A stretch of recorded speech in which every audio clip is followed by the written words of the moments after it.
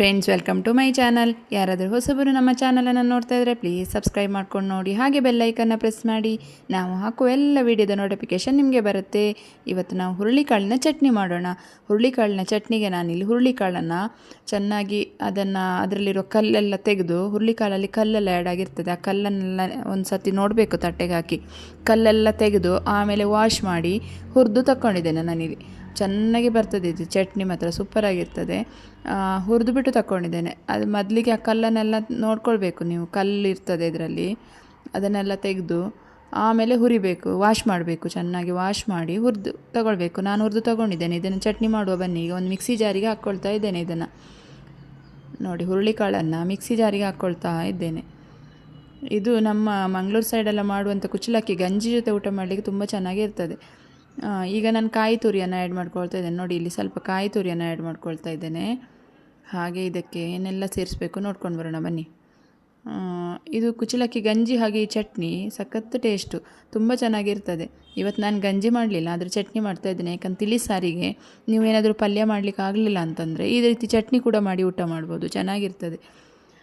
ಈಗ ನಾನಿಲ್ಲಿ ಮೆಣಸನ್ನು ಸೇರಿಸ್ತೇನೆ, ಬ್ಯಾಡಗಿ ಮೆಣಸನ್ನು ಸೇರಿಸ್ಕೊಳ್ತೇನೆ. ಒಂದು 4 ಮೆಣಸು ಸೇರಿಸಿದ್ದೇನೆ ನಾನಿಲ್ಲಿ. ಅದು ಅವರವರ ಖಾರಕ್ಕೆ ಎಷ್ಟು ಬೇಕಷ್ಟು ಹಾಕ್ಕೊಳ್ಬೋದಲ್ವ, ಹಾಗಾಗಿ. ಇಲ್ಲಿ ನೋಡಿ, ನಾನಿಲ್ಲಿ ಹುಣಸೆ ಹಣ್ಣನ್ನು ಸೇರಿಸ್ತಾ ಇದ್ದೇನೆ. ಒಂದಿಷ್ಟು ಸಣ್ಣ ಗಾತ್ರದ ಒಂದು ಹುಣಸೆ ಹಣ್ಣನ್ನು ಸೇರಿಸ್ತಾ ಇದ್ದೇನೆ. ಹಾಗೆ ಒಂದು 3 ಎಸಳು ಬೆಳ್ಳುಳ್ಳಿ ಅದನ್ನು ಹಾಕ್ಕೊಳ್ತಾ ಇದ್ದೇನೆ. ಒಂದು ಅರ್ಧ ಇಂಚು ಶುಂಠಿ ಇವಾಗೆಲ್ಲ ಹಾಕ್ಕೊಂಡಿದ್ದೇನೆ. ಇದೀಗ ಚಟ್ನಿಗೆ ಎಲ್ಲ ರೆಡಿಯಾಗಿದೆ. ಈಗ ಸಾಲ್ಟ್ ಸೇರಿಸ್ಬೇಕು ನಾವು. ಇದಕ್ಕೆ ಸಾಲ್ಟನ್ನು ಹಾಕಬೇಕು. ನಾನಿಲ್ಲಿ ಪಿಂಕ್ ಸಾಲ್ಟನ್ನು ತಗೊಳ್ತಾ ಇದ್ದೇನೆ. ಸಾಲ್ಟ್ ಸೇರಿಸ್ಕೊಳ್ತಾ ಇದ್ದೇನೆ, ರುಚಿಗೆ ತಕ್ಕಷ್ಟು ಸಾಲ್ಟು. ಹಾಗೆ ಇದಕ್ಕೆ ಒಂದು 1/4 ಸ್ಪೂನು ಜೀರಿಗೆ ಸೇರಿಸ್ಕೊಳ್ಳುವ, ಟೇಸ್ಟ್ ಅಂದರೆ ಚಟ್ನಿ ಚೆನ್ನಾಗಿ ಬರ್ತದೆ ಅಂತ ನಾನಿಲ್ಲಿ ಜೀರಿಗೆಯನ್ನು ಸೇರಿಸ್ಕೊಳ್ತೇನೆ. ಈ ಚಟ್ನಿ ಈಗ ರುಬ್ಕೋಬೇಕು. ಜೀರಿಗೆ ಸೇರಿಸ್ಬಿಟ್ಟು ರುಬ್ಕೊಳ್ಳೋಣ.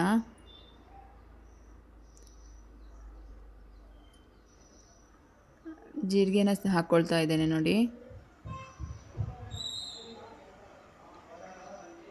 ಇದನ್ನು ಈಗ ರುಬ್ಕೊಂಡು ಬರೋಣ.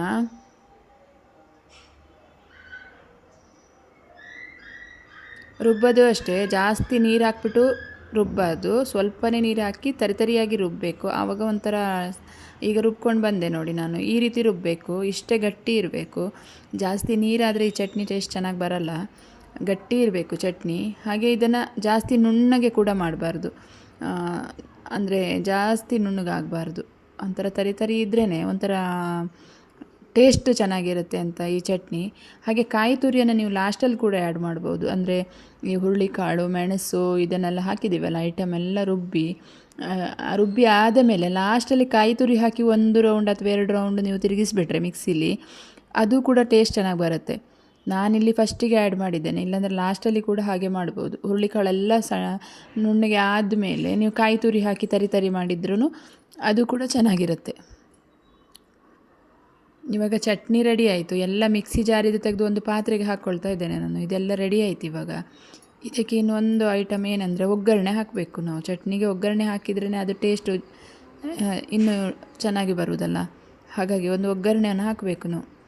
ಈಗ ಚಟ್ನಿ ರೆಡಿ ಆಯಿತು. ಇದರ ಟೇಸ್ಟ್ ನೋಡಿ ಹೇಳ್ತೇನೆ ನೋಡಿ, ಸೂಪರ್ ಆಗಿದೆ, ಮಾತ್ರ ಚೆನ್ನಾಗಿದೆ, ಸಖತ್ತು ಟೇಸ್ಟ್ ಬಂದಿದೆ. ಇದಕ್ಕೆ ಚಟ್ನಿಗೆ ಒಗ್ಗರಣೆ ಹಾಕಿದರೆ ಮಾತ್ರ ಇನ್ನೂ ಚೆನ್ನಾಗಿರ್ತದೆ. ಇವಾಗ ಒಗ್ಗರಣೆ ರೆಡಿ ಮಾಡೋಣ. ಇಲ್ಲಿ ಒಗ್ಗರಣೆಗೆ ನಾನು ಇಂಗು ಹಾಗೂ ಕರಿಬೇವು ಮತ್ತು ಸಾಸಿವೆಯನ್ನು ತಕ್ಕೊಂಡಿದ್ದೇನೆ. ಇದನ್ನು ಹಾಕಿ ಒಗ್ಗರಣೆ ರೆಡಿ ಆಯಿತು. ಇದನ್ನು ಚಟ್ನಿಗೆ ಆ್ಯಡ್ ಮಾಡುವ.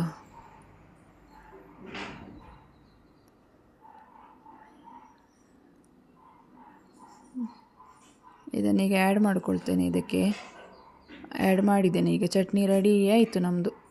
ಓಕೆ ಫ್ರೆಂಡ್ಸ್, ನಮ್ಮ ಹುರುಳಿಕಾಳಿನ ಚಟ್ನಿ ನೋಡಿದ್ರಲ್ಲ, ಹೇಗಿದೆ ಅಂತ ನೀವು ಕೂಡ ಮನೆಯಲ್ಲಿ ಮಾಡಿಬಿಟ್ಟು ನನಗೆ ಕಮೆಂಟ್ ಬಾಕ್ಸ್ನಲ್ಲಿ ತಿಳಿಸಿ. Okay friends, bye bye, thank you.